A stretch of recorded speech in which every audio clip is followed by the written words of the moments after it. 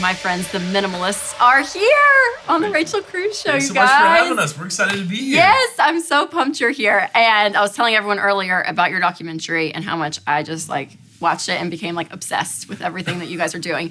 So for those people that have not seen the documentary or even heard of you guys, just explain what is a minimalist and how did you guys get into all of this? Well, the thing with minimalism, the way I describe it is minimalism is the thing that gets us past the things so we can make room for life's most important things, which actually aren't things at all.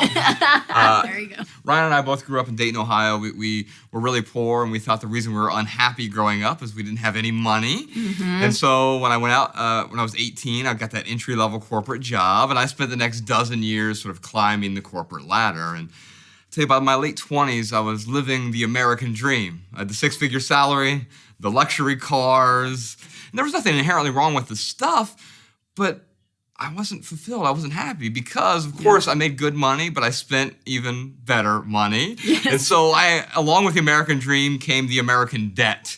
And I was just consumed with almost $500,000 worth of debt at my peak, or I guess my nadir. At that, right. Whichever way you want to point. look at it.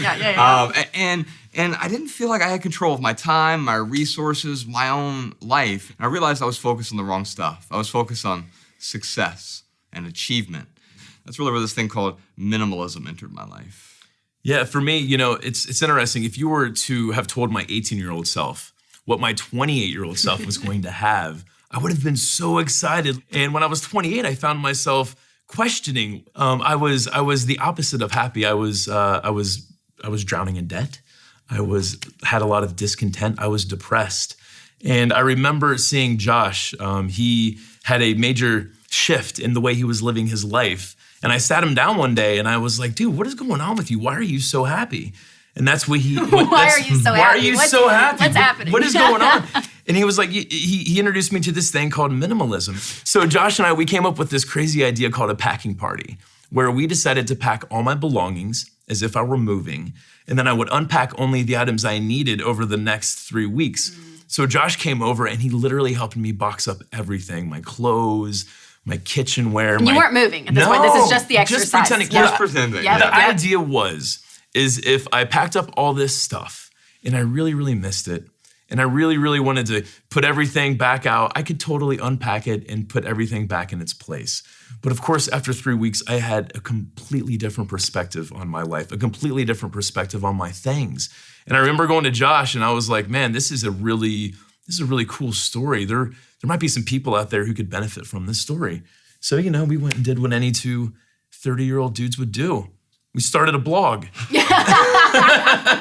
Spread the word. That's right. Via the internet. But that's really where the minimalists.com started. It was with that 21-day packing party story. So good. Okay, that's such a brilliant idea because I even think, because I'm a confession, I have not done the complete minimalist lifestyle. But even when you say that, I'm like, even my bathroom sink right now, I'm thinking about it underneath. I'm like, if I took out all the lotions and the eye cream, right, all this stuff and put it in a box to see for 3 weeks, what do I actually use out of that? You guys. I mean, it's probably 4 things. It's just, I'm feeling convicted right now as you're talking about all this.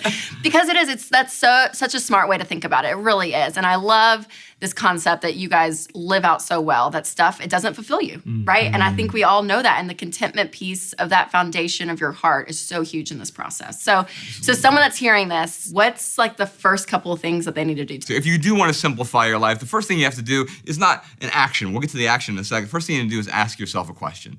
And that question is, how might my life be better with less? And by asking that question, you start to identify what the benefits of simplifying are. Because for me, initially, it was finances. I knew that my finances were out of control. I needed to simplify my life so I could regain control of my finances. But then I uncovered all these other benefits. I made more time for creativity and the people in my life and improved health. And so what are the benefits for you? And understanding that won't just give you the how-to, but it'll give you the why-to. Why am I simplifying my life? From there, I think it's important to start small. Just start somewhere. We have something on our website called the 30-Day Minimalism Game. And so here's how it works. You partner up with someone, a friend, a family member, a coworker. At the beginning of the month, you each decide on the first day, we're both going to get rid of one item. Second day of the month, 2 items. Third day of the month, 3 items. So it starts off really easy. Yes. Gives you that momentum you need. But by the middle of the month, it starts to get more difficult. Day 15, you're like, I have to get rid I of was going to say 15. 20 items. 20. Right? I'll do it in February. Just 28. Just 28 items. Well, okay, so by day 20, you're like, I have to get rid of 20 items today. And then tomorrow, I have to get rid of 21 Right. items. Whoever goes the longest between you and your friend, Oh, funny. you win. But if you both make it to the end of the month, you both won because you've gotten rid of about 500 items. It's a really good start. Okay, so I'm just curious personally. Yeah. I'm like, okay, so like, what does your house look like? Like now, like where y'all live, your closets, like what, like yes, like what's your life look like? If you were to walk into our home, it's not like you would jump up and say, "Oh my goodness, minimalists must live here." Yes. You probably would just look at our house and say, whoever lives here, they're pretty tidy. And that's because everything that we have in our lives, it serves a purpose or it brings us joy. Everything else is gone. That's so great. Yeah, so fun. yeah. We've got a washer and dryer, and we still like to use hot water. right, totally. So there's kind of the I'm guessing, I'm assuming there's a range to be a minimalist. There's like the crazy extreme that you're like, we laughed about this, but like a fork and a spoon in one plate, right? Or just like something like here. Yeah. And then some people, they're like, okay, I like the idea, but I would rather be like minimalist-ish. Sure. Like I don't want to dive in all the way. Can you go 50-50 on this lifestyle? We can determine what is appropriate in our lives. And I think everything that we own fits in one of three categories. It's either essential, and we all have the same basic essentials. We're all wearing clothes right now. Right. We need housing, we need food. We have the same essentials. And then we have the non-essentials, things that we could probably do without, but they truly add value to our life. They augment our experience of life. They amplify our life. Yep. And then we have this third category. And that category is junk. Most of the stuff that we own is junk that gets in the way of the more meaningful experiences in our life. Absolutely. Well, we went into our Facebook community, and people love you there in my Facebook community. So we have some questions from people Awesome. For you guys to answer. Okay, Brianna asked, in what ways can being a minimalist help save you money and become debt-free? Oh man, I know for me, that was one of my biggest drivers behind getting into minimalism. So I'll tell you, the first thing that I did when I started going down this road is I took my, brand new, nice, Toyota Solara, real nice, brand new car, just a couple years old. I traded that in for a 2004 Toyota Corolla that had no car payment. And I still have that car today. So that's for me how I really appreciate what minimalism has helped me do when it comes to my finances. I was officially debt free back in 2015. Oh, I love it. Yeah. And I certainly owe minimalism a lot of credit for that. Absolutely. So good. Okay, the next question is from Emily. She asks, my husband and I like to think of ourselves as minimalists. I think one thing that we struggle with, though, is do you buy quality, like expensive things, or do you buy cheap? I think the terms minimalist and the term frugal are very similar, but they're also different. When we think of a minimalist, we think of some guy living in a cave with no possessions or something. In fact, I tend to own really high quality items. I own far fewer items. It's the weird paradox of minimalism for me is I get far more value from the few items I own than if they were watered down by 300,000 other items that were sort of getting in the way, right? I mean, wouldn't you rather have one pair of really nice pants that's going to last you for 2 years as opposed to 10 pairs of pants that'll last you for a month each? Right. So good. Absolutely. Katie asks, what's the very first small step you recommend to anyone that wants to move toward minimalism? Man, I think starting with that question, how might my life be better with less? That's definitely, you're going to get the leverage by getting to the why of that question. But ultimately, I mean, there is the packing party approach. If someone is extreme, the 30-day minimalism game, I mean, that is huge. Josh talked about that earlier. That is amazing. All you have to do is find someone else who wants to encourage you and to minimize and wants to minimize themselves, and you could have a lot of fun with it. There's a lot of little small steps you can kind of start. I'm sensing another Chad and Diana challenge. Uh-oh.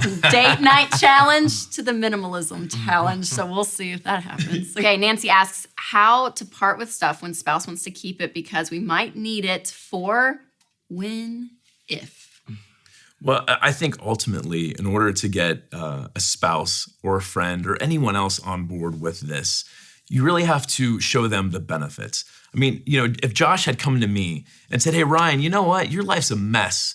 you need minimalism, I probably wouldn't have reacted so excitedly towards that. Yes. But by seeing the changes that Josh made, it made me want to ask him that question. What are you doing different with your life? You seem pretty happy. But ultimately by, just kind of living the example and showing the benefits of it, that's really how you get someone to make a move with their stuff. Yep. You can't force anyone into any of that. Totally. Okay, last question. Lauren asks, how to be a minimalist with children? I'm actually very intrigued.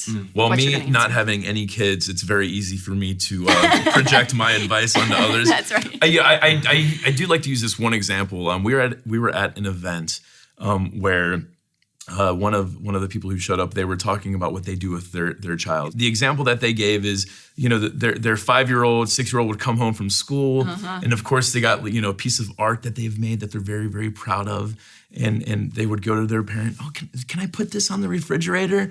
And the mom was like, yes, you absolutely can put this on the refrigerator. So as they're walking over, like it's already covered with, other art projects, just the whole refrigerator door. Yeah. And they'll say, now you get to choose which one you want to replace this with. Oh, that's good. And we will go over and we will get rid of this so we're not, having a bunch of clutter in our lives. So that's what they do. They'll pick the one that they want to come off the fridge. They put the new one up. Then they go over, they might, scan it or take a picture of the work and then, toss it in the trash. Sure. But I thought that was a cool approach. That is good. Well, honestly, kid craft stuff. I'm like, Amelia comes home from like preschool and it's just a crayon that's this. I'm like, you'll never remember that. And I'm like, unless there's like a picture or like a handprint or a footprint, right? I mean, like very small things to keep. Because the kids crafts, they're sweet, but yeah.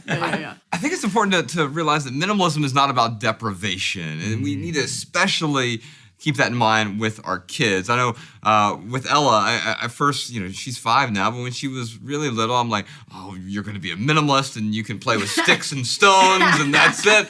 And I'm like, well, what am I trying to do here? Like, no, she gets a lot of value from the toys that she has. So having a big crate of toys that she really enjoys is great. Now, she's not going to get more value if I got her 10 crates of toys. They're actually going to start getting in the way, just like us. We just have our own toys as adults, right? And so with her, I've realized once she's done with a toy, the thing that I want to instill in her is she's no longer getting value from it, but some other kid can. So let's go donate that together and letting her realize the benefit of giving as well. All right, you guys. Well, that was so great. Thank you so much for being on. I so appreciate you guys and your advice and your wisdom and everything. Likewise. Thank you for everything that you do. Oh, thanks. Thanks for having us. Well, it's been fun. So you guys, if you want to check out more about the Minimalists, you guys are on every social media channel, right? I mean, like YouTube, you have a YouTube channel, Instagram, Facebook, and you have a great podcast. And if you guys want more tactical ways or encouragement as you're selling your stuff to get out of debt, make sure to check out my book, Love Your Life, Not Theirs. You can click the link below.